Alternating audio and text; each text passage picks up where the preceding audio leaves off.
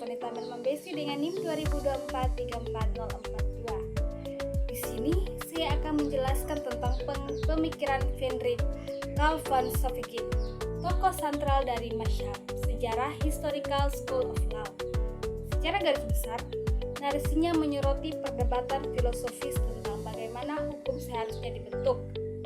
Alih-alih melihat hukum sebagai produk politik yang bisa dibuat secara instan dan diperlaksanakan dari atas, seperti kodifikasi hukum ala Napoleon di Prancis.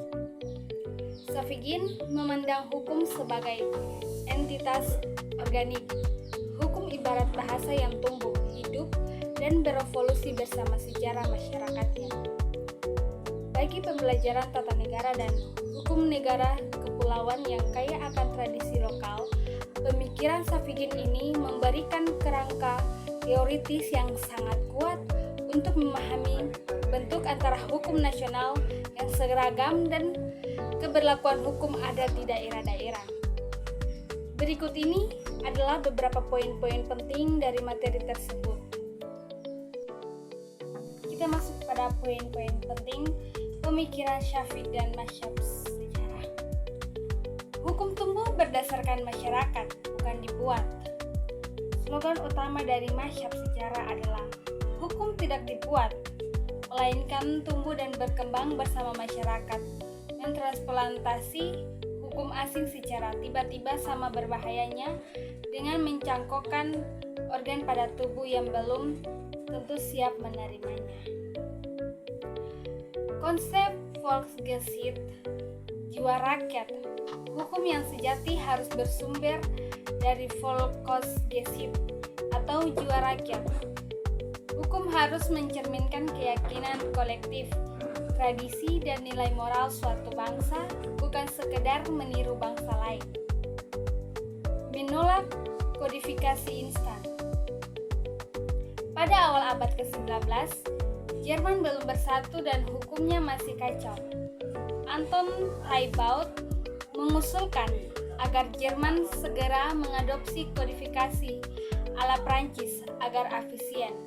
Sauvikin menolak keras hal ini karena Jerman dianggap belum matang, membuat hukum secara revolusioner dan top-down hanya akan membingungkan masyarakat dan menimbulkan resistensi.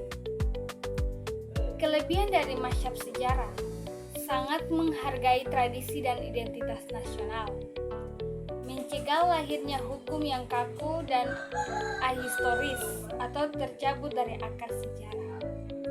Secara sosiologis, pasti berlaku di masyarakat karena digali dari kebiasaan mereka sendiri. Sangat relevan untuk masyarakat yang majemuk atau plural. Berikut kelemahan dan kritik.